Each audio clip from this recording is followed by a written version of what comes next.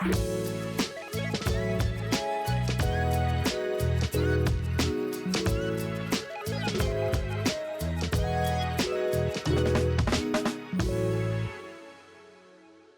everybody, it's Randall, Mr. Fulfillment, and today I'm very excited to be joined by ShipHero's carrier expert, Lara Pease. So thank you for being here, Lara. I really appreciate that. Of course, Randall. Thank you for having me. Absolutely. So I know this week I already posted the teaser video talking about the holiday tax season, the rising kind of unpredictable carrier surcharges that typically hammer the fulfillment industry, your profit margins. But talking about the problem really isn't enough, and we need to know really what the plan is. So we're not just complaining about carrier networks, we're actually going to be talking about them strategically. So for the next few minutes, we're going to give you guys a 10-point immediate actionable steps. These are things that you can easily, quickly implement that are specifically designed to help your warehouse build a resilient carrier strategy for the entire peak season. So I'd say let's dive into it with point one, diversifying your carrier mix before it's too late. What can you tell us about that, Laura? Yeah, definitely. I think it's we're not in the age where we rely on one carrier anymore. I think it's smart to have a few different carriers in your bucket. The post office is always great, UPS and FedEx, and then we have regionals coming into the mix now too. And I think we've seen a big surge from them. They do really well in the metro areas for speed.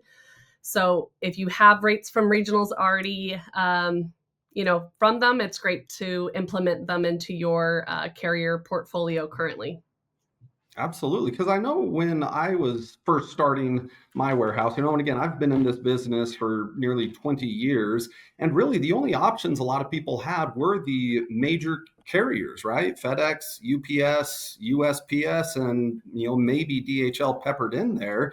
Yeah. You mentioned that now regionals are really starting to become more of a player into that mix. How do you see that really benefiting 3PLs, brands, merchants to help with that diversification? Yeah, definitely. I think you're not going to move all of your freight over to them, but I think you can route at least 10 to 15% of your volume to your regional carriers and see how they compete against, UPS, the post office. We've seen a lot of the regionals, like I said, work really well in those metro areas. So they usually outperform the national carriers. So if you're in LA, Chicago, Dallas, and you want a one-to-one transit time for your packages, that's something that you can use automation rules to schedule in our system. That totally makes sense. And when you do start to pepper in more carriers, that can often present its own set of challenges when it comes to scheduling and when carriers are actually going to be picking up. What tips can you share about how to properly manage the scheduled pickups for all of these different carriers? Yeah, definitely. I think, with Black Friday next week, I hope everyone has already been sharing their forecast with their carriers. And if you are going to pepper in your regionals, give them an update today or this week to make sure that their drivers are on time, that you're setting your windows accurately. If you do have an issue, communicate. I think communication right now is the biggest thing that you can do with your carriers, with your brands, with your end consumer is communicating what the schedule is like and how you guys are going to bring that volume to them.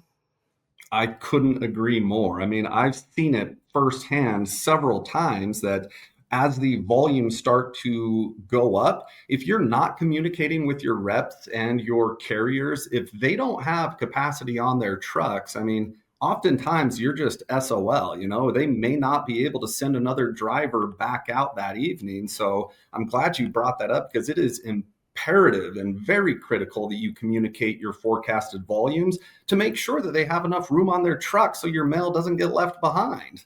Yeah, definitely. And then that messes up your SLAs. And then you have clients at the end of the day, posting on your website that their Christmas package didn't get there, their Black Friday gift didn't get there in time. So it's really important to communicate. There's nothing more frustrating than receiving that tracking link that just says shipping data received, right? With no actual updates to it. And that often can happen if those packages don't make it on the truck.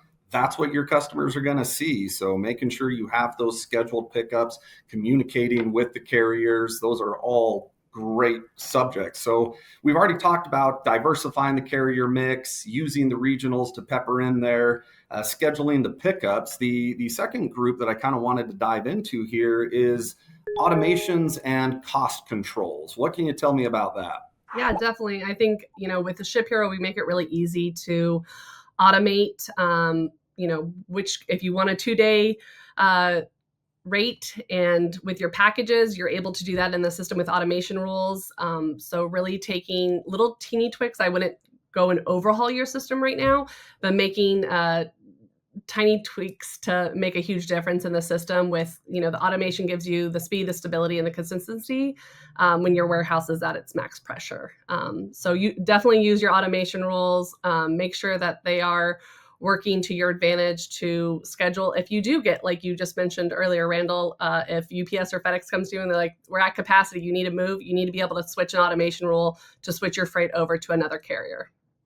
That seriously, you're bringing up so many relevant things that when you have that mix of carrier profiles and each one kind of does specialize in their own type of packages that they want to handle and that they move, using those automations to take that decision-making process and streamline it can really mean the difference between an extra few packages an hour, and you combine that across multiple pack stations running simultaneously. I mean, these are little tricks that can really help fulfillment centers and brands get those extra orders out the door without needing to increase your staff substantially. So those are great points, but I'm hoping you could also tell me a little bit about some of those accessorial fees, the peak surcharges. Like, what can brands and 3PLs do to be aware of that and hopefully help mitigate some of that?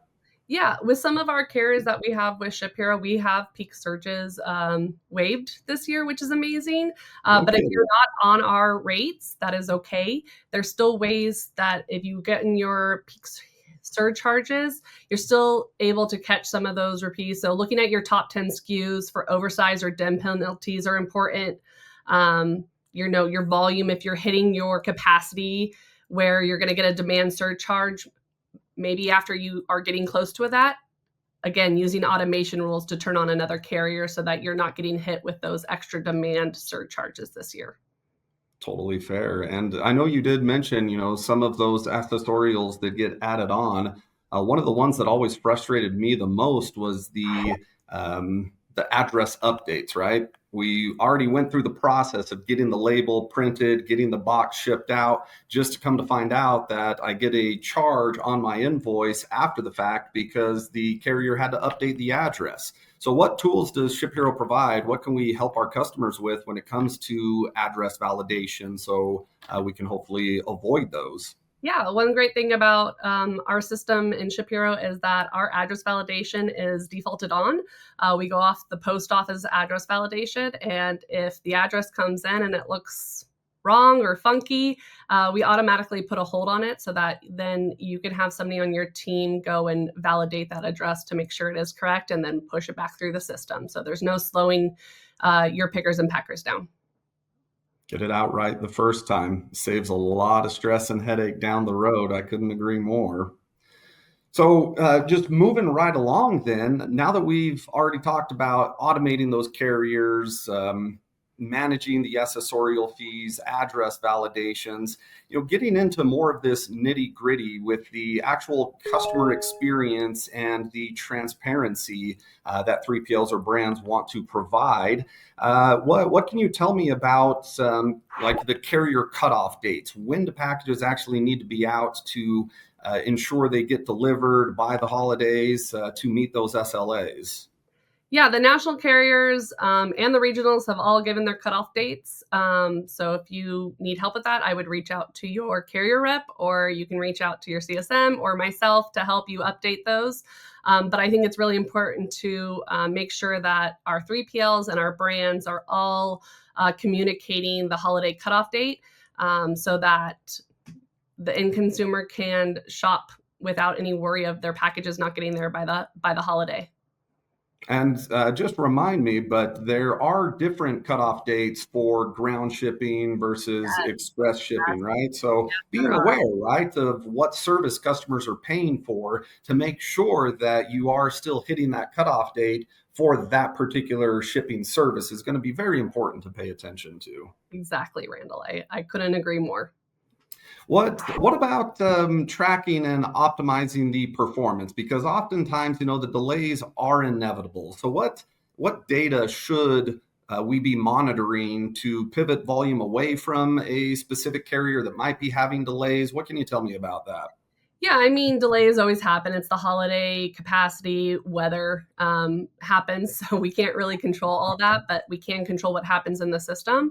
So monitoring your on time delivery daily and shifting volume when needed. You can use ShipHero to track your deliveries for your packages. So that's really helpful. We have reporting tools to look at as well to see which SKUs are, maybe hitting your oversize in order to maybe put it to another carrier that you could help, lessen the load, especially with oversize, because just depending, it could get delayed if the truck's not big enough, like we said earlier, or they don't have enough people to pick up that package. And you do bring up a good point because that ties right into prioritizing customer transparency. And I've been a huge advocate of trust, of transparency, making transparency one of your superpowers to make sure you're meeting customer expectation. How does that tie into optimizing the performance, tracking and monitoring delivery time so that we can get ahead of the issues before we're trying to react to angry and upset customers? Yeah, again, just that over communicating to your brands, making sure that everything is posted on their website. If you do see a delay from one of the national or the regional carriers, post on your website. You can send out emails to make sure that there is more transparency, and that you reduce those tickets that your customer service team is experiencing. You're absolutely right yet again, and that's kind of where managing that balance between a good customer experience and keeping costs in check. That it's not always about using the cheapest service option or the cheapest label, because sometimes that can be a very costly mistake. So, well, what can you tell me about balancing cost savings versus reliability, tracking visibility, or other options that customers have? Yeah, definitely. I think, in our system, we make it really easy to choose cheapest ever, and a lot of our clients do. But during the holidays, like we said, with cutoff times and everything, sometimes the cheapest can cause, more expenses on the back end. There's delays, there's refunds, there's customer churn sometimes if the package doesn't get there. So, really using a combination of your automation rules, methods, and Rate Shop Plus to make sure that each of your packages, depending on which carrier you're using, which method of that carrier service level that you're using, is really visible to your clients and in your system is really important right now. You couldn't be more right. Like everything that we've been talking about today, I've experienced firsthand. I've implemented some of these strategies myself to really help improve, profit margins, customer experience, and giving your customers just more viability and more options, especially when it comes down to the holiday season. That having a checklist like this, going over these points that we talked about, can really help take the stress and the headaches out of the shipping strategy for shippers and brands during this holiday season. That I would love for you to just kind of summarize, some of these points we talked about, what you feel is most important, and if customers are watching and they would love to get a hold of us, how can they get a hold of you to continue these conversations? Yeah, definitely. I think the most important thing, I think I can't reiterate enough, is communicate. Over communication right now is going to be your savior, with your clients, with your team, with your drivers. Everyone gets a little cranky around the holidays. People are stressed. Things are going on in people's lives. I would say, just like your team, if you're giving them hot cocoa or coffee, some of these drivers, they're out all day, it's cold, they're doing big deliveries, so offer them a little reprieve with a little snack and a warm drink. Communicate, like I said, and then use the tools that are at hand to really dive down and tighten up that margin as much as you can. Small acts of kindness can go a very long way with the carriers during the holiday season. So thank you so much, Lara, for joining me today. All of the insights you've provided are very beneficial, very helpful for customers, for brands. So everybody, make sure to stay tuned. We will have a downloadable PDF with these tips, tricks, this checklist that you can follow along with.